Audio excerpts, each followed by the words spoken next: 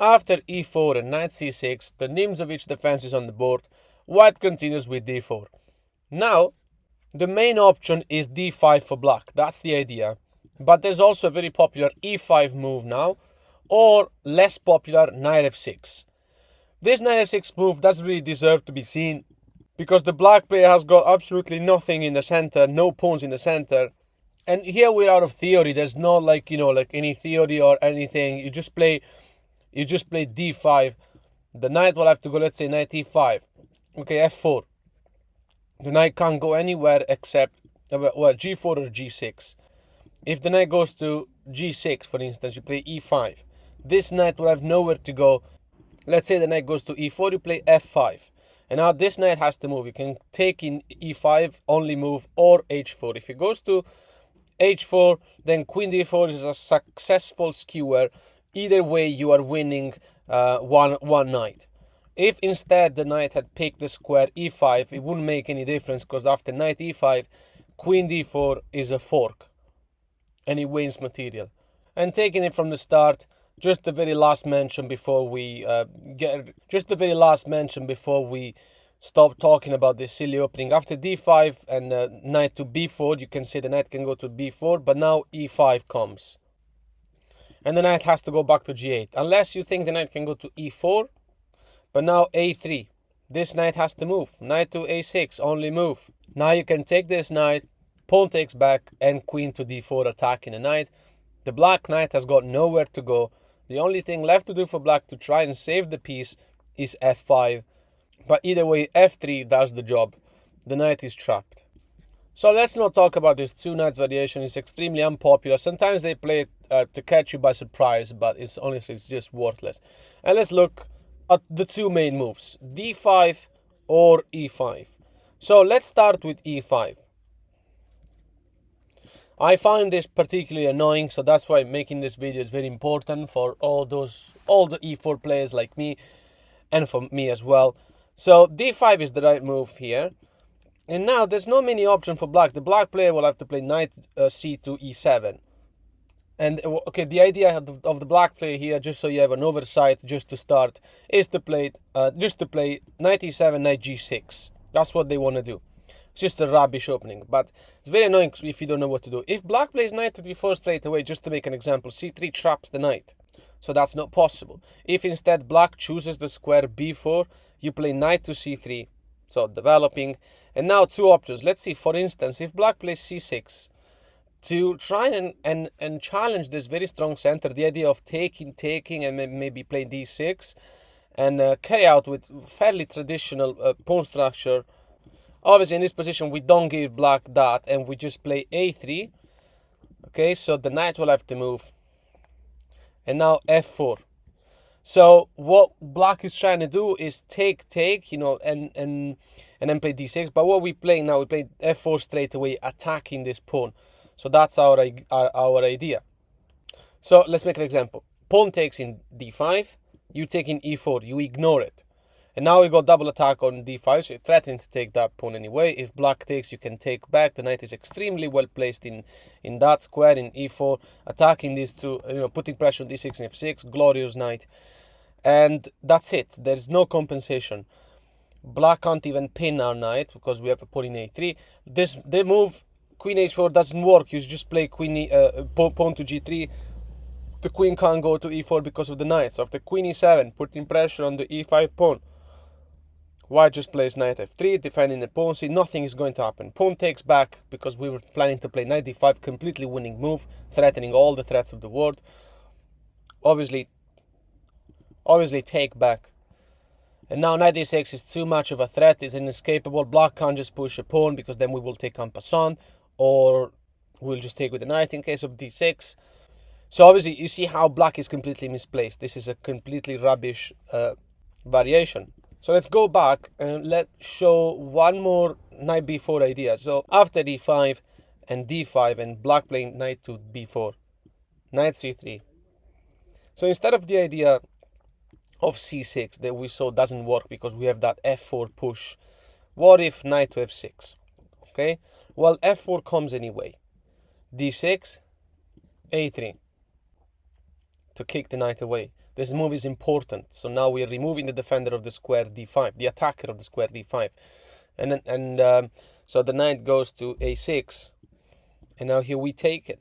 Bishop takes, pawn takes. Knight to f3, putting more pressure on the square e5. Okay, well, takes. Well, bishop takes back. Was so much better developed. Bishop e7. However, this looks like now a type of game that has gone into conservative idea. Black is just developing and everything. There's the pawn in d6 or in c7, but it's just not good enough. It's not the good old traditional stuff, because this pawn in c7 is very stupid. It can never push. The 2 pawns here are doubled up, and white's got much better development. So, as a matter of fact, now we exploit it already. e5, going for the attack already. And now we're attacking the knight. We're also threatening to take in d6. Let's make an example. Black takes, we take back with the knight, and we're threatening knight c6. So let's say if black castles, for instance, knight to c6, attacking the queen, queen moves, you castle. Now threatening rook e1, pinning the bishop and winning the game. Bishop to d6, getting out of the way, is met with queen to d4. Position evaluated plus 250 here. And now here you're completely winning. The black player will have to take our bishop. Let me make an example. If it was our move again, our idea will be very simple. We want to do this. Bishop takes, pawn takes, and now rook a to e1, attacking the queen. Queen has to move to the only square available. And now, knight e7 check. So we are using the rook to protect the e-file. The king has to move. And now the rook can freely take the knight, because taking back results in checkmate. And the black player will have to give up a lot of material in order to continue this game. So in this position, we mentioned what our plan is. Let's say black now takes our bishop, says, you know what, you're not going to do any of that. Okay, well, it's, you didn't really remove our initiative, because rook takes f4 comes anyway. And now we still have the same idea. So let's see if black desperately plays bishop to b7, trying to remove this unbelievable knight. Here we already take the knight, rook to f6. Now taking the knight first as some sort of Zwischenzug doesn't work, because you can just take back with the rook, you're winning material. So black will have to, give up material, unless our opponent wants to take our rook in f6. But now white capitalizes with knight to e4. Game over. Because our threat now, well, the king can't just move on a dark square, because then queen check, and that's going to be it. And our threat in us is simply play this check, winning the queen, but even more than winning the queen, it will be a checkmate soon. So bishop takes knight is just no longer possible. It's just not going to happen. So back in this position, we mentioned how black king castling and allowing the knight to place itself in c6 is just game over. Let's have a look instead of castling, black playing bishop to b7. Already attacking the square c6, preventing the arrival of the knight, and also developing the bishop in a very good square. Okay, queen e2 comes now, and after castle, long castle defends the pawn that was being triple attacked by our opponent. Now you may argue, what if our opponent doesn't do that? Why castling if black can take a pawn? Okay, let's look at it. In this position, after bishop to b7, we just played queen e2, and now there is a triple attack on this pawn in d5. But the problem is that after taking that pawn, you can castle. And now, that's going to be it. You're going to have to play c6 to protect the knight, but this bishop is not playing anymore. So in this position, what if c6? Protecting the knight. Did our opponent just win a pawn, and maybe now is planning to play queen to b6 and get out of every trouble? Okay, now we play queen c4. And after queen to b6, getting out of the pin, and now allowing the knight to maybe take with this bishop and carry on with an advantage, white once again sacrifices the rook. Do you see how often it's happening in this game that we're sacrificing the exchange?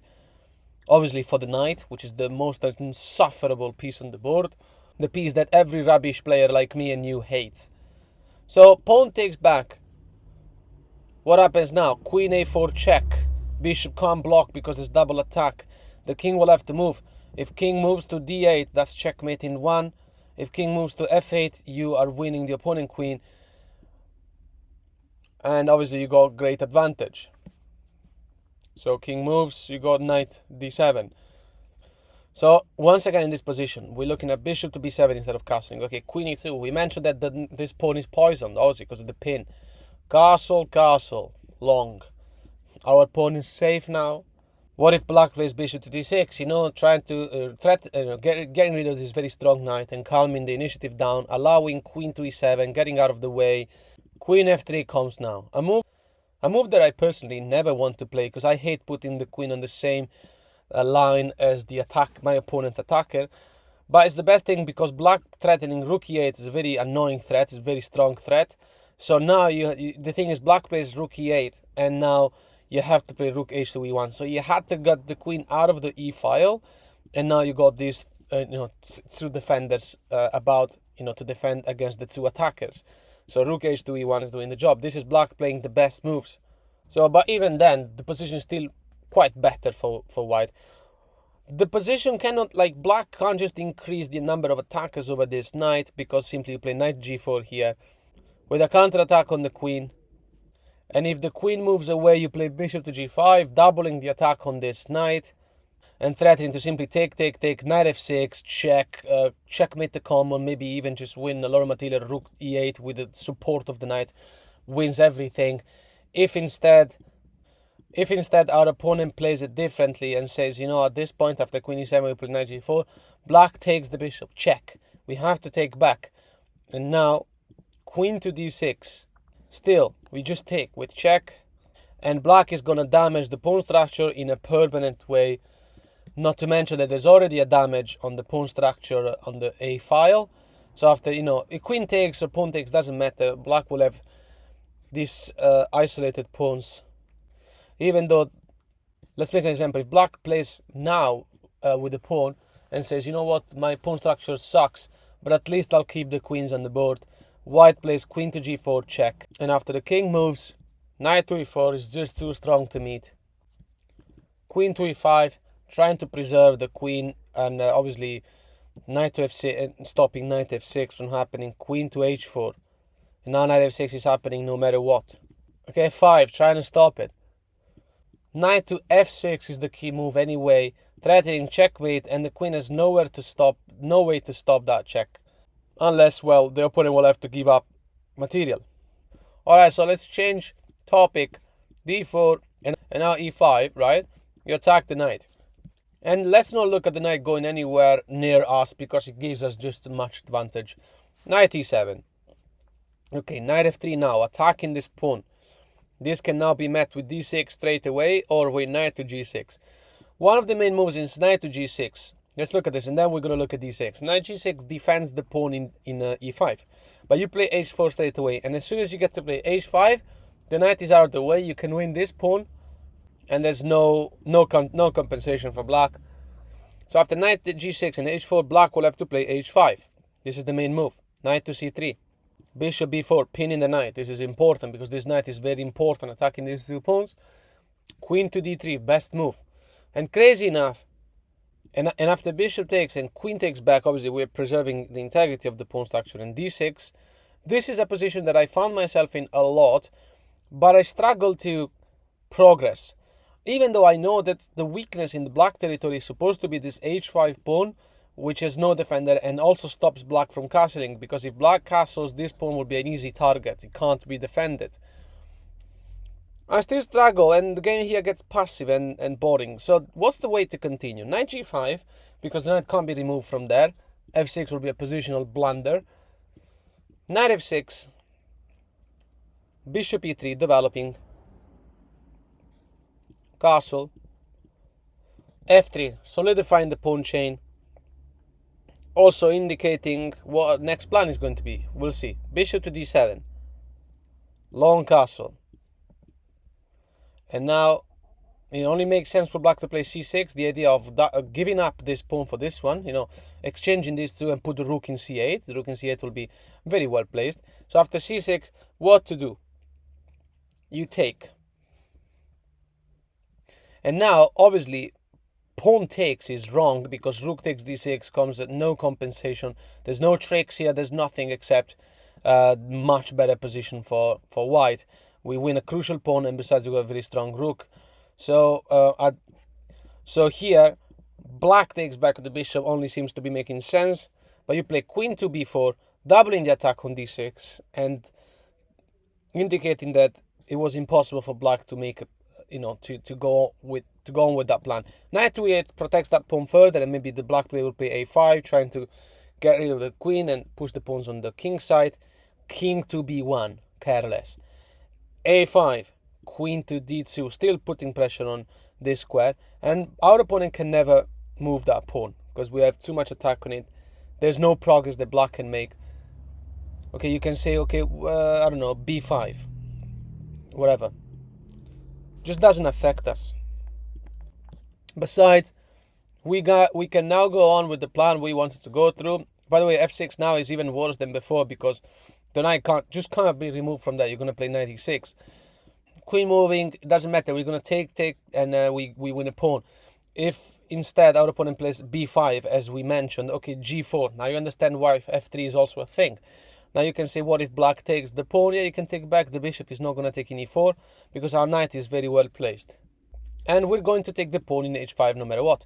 Besides, if our opponent takes this g4 pawn, you still have the usual idea of playing h5 as well, which attacks the knight. And now obviously after knight to f4, it's one of those positions where you can even not care. And here the best move is to take, but also h6 seemed to be a good thing. Or maybe I'm wrong and I just suck at this game. Here you take back, that's an extra pawn, still got the attack on d6, meaning that this knight still can't move. Got h6 coming soon. One last idea by black would be to play queen to e7, keep an eye on the pawn in d6, and then play rook to d8 and continuing the game. So here now we play g4 as well, and after rook to d8, black can even think of playing d5 and say, you know what, let's go all in.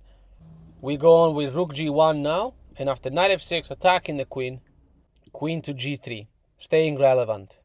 The idea of playing h6 is devastating. Position evaluated plus 350 or something, indicating that obviously we got enough advantage to drop this line and that the black player cannot avoid this endgame. I mean, there's no way that black can find any counterplay. There's minority against majority here. These two pawns are not going anywhere. There's an isolated pawn. And at the moment, this bishop isn't doing much. And the problem is that the black king is also completely unsafe, especially because we have a threat of h6. So, obviously, in this position, let's drop the line.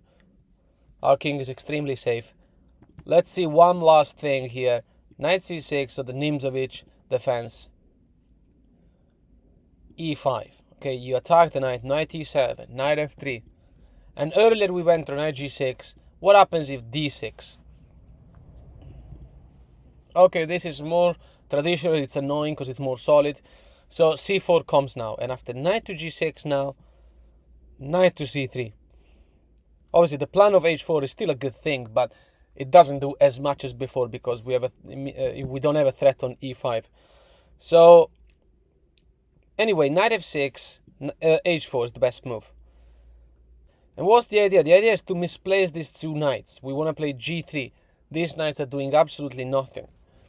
So before we look at h5, let's do this move, like developing move, bishop e7 and then castle, right? Something like that. g3, castle. Okay, h5. So if black doesn't play h5, you're going to play h5. Obviously, knight to h8 comes because where else to go? I mean, that's the whole point of playing g3, so I understand the ideas, huh? Remember, never memorize lines. h5 is the idea behind h4. You don't just say, oh, h4 and now my opponent played, I don't know, a6. What do I do now? I don't know. Endgame strategies didn't go through this move. Well, it at least told you that after h4 you're supposed to play h5. Now it's so new. So knight h8, only move left in this stupid position. Knight h4 comes now, improving the position of our pieces. Make an example. Let's say h6, you play bishop to h3. We swap with this tremendously annoying light square bishop. The reason being that this light square bishop is obviously attacking the light squares. Now you can say that the light square bishop doesn't have much future on this diagonal, but if we get rid of it, we can go to f5 with the knight without repercussion. So After take with the rook, it's a bit uncomfortable, but now queen d7 attacking the rook. Knight f5 just stops the queen from taking the rook. g6, considering that the knight is pinned. Check, first of all. Knight h6 would have been bad because king attacks the knight.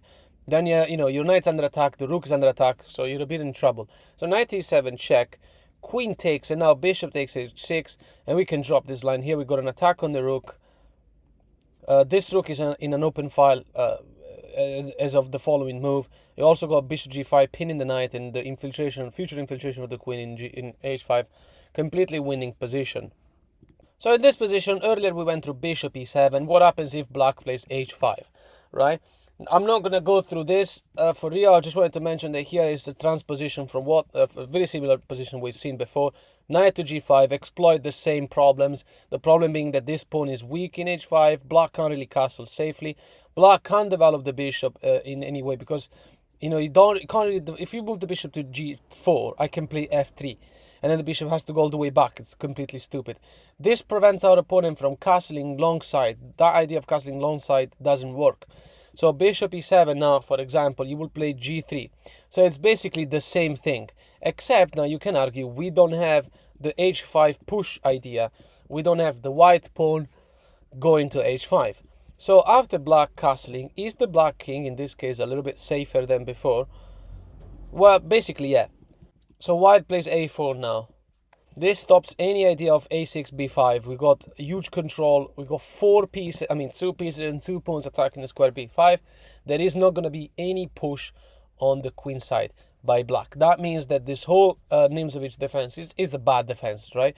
And obviously, this whole knight f6, knight g6 with the pawn h5 was such a waste of tempos by black that now we also solidified the queen side. Black can't go through the queen side. There is basically no way for our opponent to push. So let's see, for example, bishop to g4 now. Does it change anything? No, you just play f3. And now bishop to d7. Now, I hate these positions myself because every time I encountered it, it was just, you can tell how rubbish it is for black, but it's also, you don't even know how to continue it yourself. Okay, well, bishop to d3 now. And now let's look at this idea, the idea of c6. You can argue that in this case it might be possible because the d6 pawn will not be very weak since black still has retained the dark square bishop, which is defending this pawn. Okay, you play a5. It's already some sort of zugzwang now. Black takes in d5. You take back with the c pawn.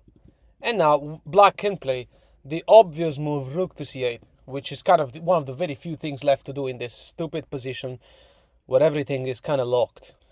Right, bishop e3. The dark square bishop is locked in, so he can't really go to b4 to put pressure on that knight. I don't really see a way for it to ever do that. The idea of the black player in this position is to play a7. Bishop takes a7. This is not a poison pawn, so you can take it, then play the bishop in b6, and the DJ is playing the best music. So if black plays a6, stopping that from happening, you play queen b3 is the best move, attacking this pawn once again. Okay, queen c7 stops that from happening. And the queen isn't really scared of a move like bishop to b6, because then after queen b8 and bishop to d8, our opponent might be able to swap with our tremendously strong bishop. So what we're going to do here is castle. And look, this is black having played only the top engine moves in a faulty variation. There's no possible progress that black can make unless you start blundering stuff. But the point I'm trying to make is that nobody at any level that you might be playing at that plays the Nimzowitsch defense would play all the way this far, over 20 moves, top engine moves. But even if they were to do so, they'd still be losing, as you can tell. The idea of the white player here is to play, the plan is king to g2, then queen to b4, and the idea is also rook to a3, and then play rook to b3, finalizing the attack on this square in b7. The rook will never be able to defend that square because bishop a7 will remove the rook from that square. Our opponent will have to at least give us the exchange. One last mention and then we'll close this video. There might be a second part to this, I'm not sure. But after this, black playing d5. How to respond to this move? Okay, you push the pawn. This is the plan I recommend to continue. Obviously, I don't want to take the pawn because then queen takes back, but then there's going to be a double attack on this knight. It's kind of a pass. It's kind of a Scandinavian something. So let's look at this idea. This is what they play, right? This is the idea behind the Nimzovich. Bishop to f5, immediately getting this light square bishop out, and then playing e6. So the bishop is out now, safe. You play c3, build this pawn chain. That's what you do in this position. e6. There was a time in my life where I used to play this move, h4, because after g4 you can trap the opponent bishop. g4, bishop g6, h5. This is obviously not unstoppable. That's why I don't play it anymore. h4 is not the best move, although g4 is a threat. But black here can just play h6. The bishop can go to h7, and you're achieving absolutely nothing. After e6, best move is bishop to e2. Bishop to e7, developing to the only square possible. Knight f3.